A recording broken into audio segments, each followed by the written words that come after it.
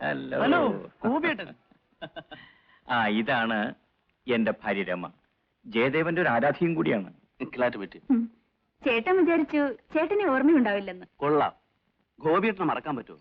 കോളേജിൽ സീനിയർ ക്ലാസ്സിലായിരുന്നു. കവി, ബുദ്ധിജീവി, എഴുത്തുകാരൻ. പിന്നെ ഞങ്ങൾ പയ്യന്മാരുടെയൊക്കെ ഗുരുവും.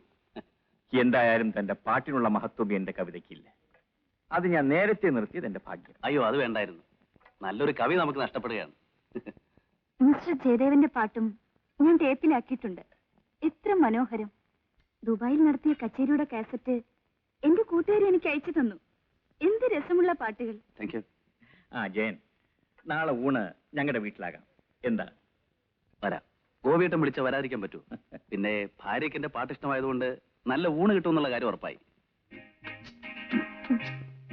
ഞാൻ വിചാരിച്ചിരുന്നത് പോലെ തന്നെ ചാപ്പാട് അസലായിട്ടുണ്ട്. ചിക്കൻ കറി ഉഗ്രൻ. അയ്യോ മതി, പ്ലീസ്. ഉഗ്രനായിരിക്കും എന്നൊക്കെ പറഞ്ഞിട്ട് അങ്ങനെയല്ല. എത്ര രുചിയുള്ള ആഹാരമായാലും ശരി, ഞങ്ങൾ പാട്ടുകാരധികം ഭക്ഷണം കഴിച്ചു വയറ് വണ്ണം വെക്കും. അപ്പൊ ശ്വാസം മുട്ടും, പിന്നെ പാടാൻ വയ്യാതെ. എന്നാലും ഇങ്ങ് എടുത്തേക്കാം. അത് വേണ്ട, അവിടെ ഇരുന്നോട്ടെ. വയറ് വണ്ണം വെച്ചാലും ശരി, ഇല്ലെങ്കിലും ശരി, ഇത് മുഴുവൻ ഞാൻ കഴിക്കും. എന്തുകൊണ്ടാണെന്നോ, ഈ അടുത്ത കാലത്തെങ്ങും ഇത്ര രുചിയുള്ള ആഹാരം ഞാൻ കഴിച്ചിട്ടില്ല. വീട്ടിൽ പയ്യൻ വെക്കുന്ന ചാപ്പാട്. എങ്കിൽ ഒരു വിവാഹം കഴിച്ചുകൂടെ? എന്താണോ ചിരിക്കുന്നത്? ഏയ് ഒന്നുമില്ല. വരട്ടെ, ആലോചിക്കാം. ആട്ടെ, നീ ഇവിടെ എത്ര ദിവസം ഉണ്ടാവും? 10-12 ദിവസം കാണും. ആ ദിവസങ്ങളിൽ നിനക്ക് ഇവിടെ ഒന്നും കഴിച്ചൂടെ? എപ്പോഴും പറ്റിയെന്ന് വരില്ല. 10-12 പടത്തിന്റെ റെക്കോർഡിംഗ് തന്നെയുണ്ട്. പിന്നെ 4-5 ഗാനമേള. അതിനിടയിൽ സൗകര്യം കിട്ടുമ്പോൾ ഞാൻ വരാം. അപ്പൊ ഊണിലെന്ന് പറഞ്ഞു കളരുത് കേട്ടോ. ഈ റെക്കോർഡിംഗ് എനിക്കൊന്ന് കാണണമല്ലോ. ഞാൻ ഇതുവരെ കണ്ടിട്ടേ ഇല്ല. എവിടെ വെച്ചായിരിക്കും റെക്കോർഡിംഗ്? തിരുവനന്തപുരത്ത് ആകെ 2 റെക്കോർഡിംഗ് തിയേറ്ററിലേ ഉള്ളൂ. ചിത്രാഞ്ജലിയും തരങ്ങണി. അതിലേതെങ്കിലും ഒന്നിൽ വെച്ചായിരിക്കും. സൗകര്യം ഉള്ളപ്പോ പറഞ്ഞാൽ മതി, അപ്പൊ കാണാം. മതിയാക്കിയോ? എന്റെ പ്ലേറ്റ് നോക്കിയേ, ക്ലീൻ ക്ലീൻ. സത്യം പറയട്ടെ, പണ്ട് കുടുംബത്തിലുണ്ടായിരുന്നൊരു പ്രതീതി. ആകെ ഒരു സന്തോഷം.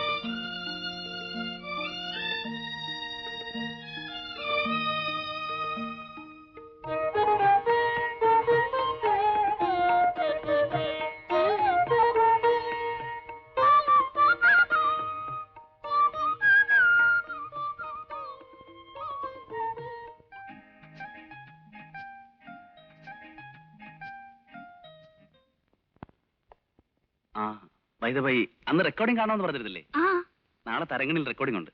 കാണണമെന്നുണ്ടെങ്കിൽ ഗോപിയേട്ടനെ കൂട്ടി വരൂ. തീർച്ചയായും വരും. റെക്കോർഡിംഗ് കാണണമെന്നുള്ളത് എന്റെ പണ്ട്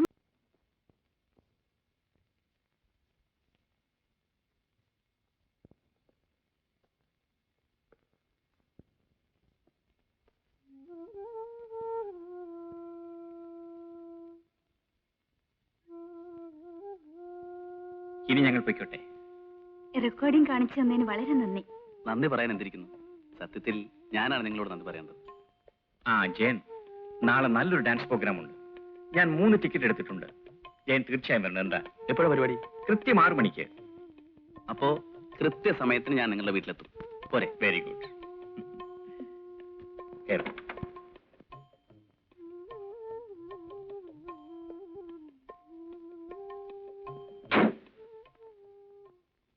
ചേട്ടാ, ഓഫീസിൽ നിന്ന് നേരത്തെ വരണേ. ഇന്ന് നൃത്തം കാണാൻ പോകേണ്ടതാ, മറന്നു പോകരുത്. ഇല്ല, ഞാൻ നേരത്തെ വരാം. ഉം.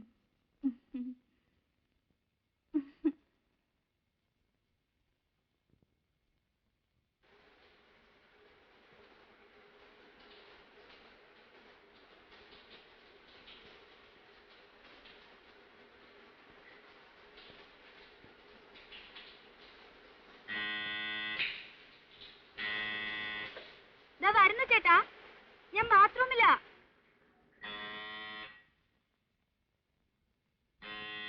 ഓ, ഈ ചേട്ടന് ഒരു ക്ഷമയുമില്ല.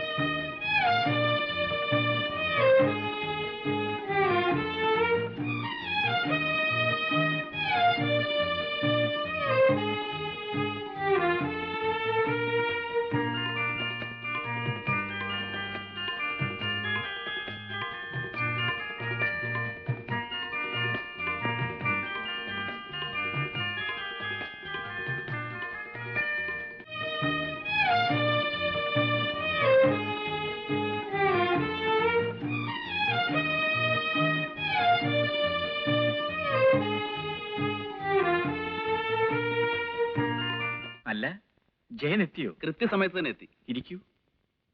ഞാൻ അല്പം താമസിച്ചു പോയി. ഓഫീസിൽ ഭയങ്കര തിരക്ക്. പിന്നെ രമ ഓർപ്പിച്ചുകൊണ്ടാണ് ഓടിയെത്തിയത്. രമ എവിടെ? രമേ, രമേ.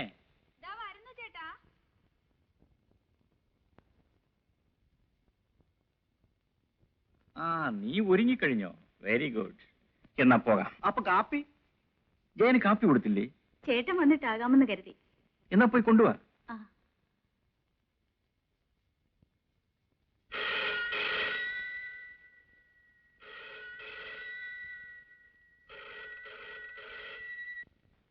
ഹലോ. ആ, അതെ. ഓഹോ, എപ്പോഴാണ്? ഞാൻ വരാം.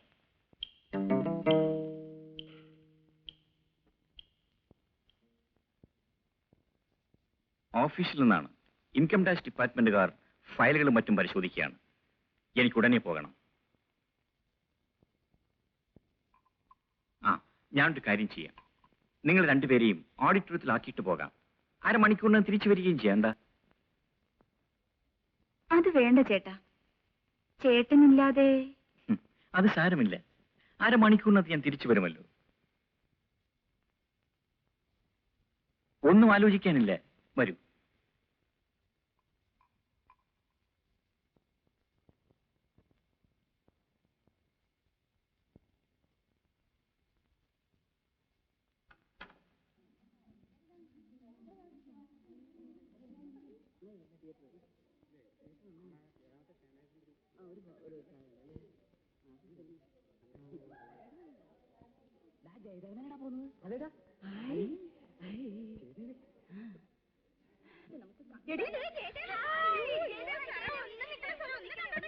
Hello, hello.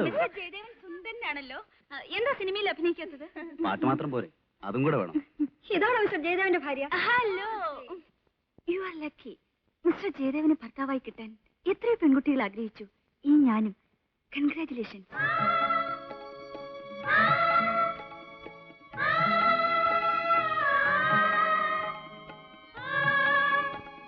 മിസ്റ്റർ ജയദേവന്റെ ഭാര്യ എന്ന് പറയുന്നത് എന്നൊരു അഭിമാനമല്ലേ? പ്ലീസ്. Oh, photograph.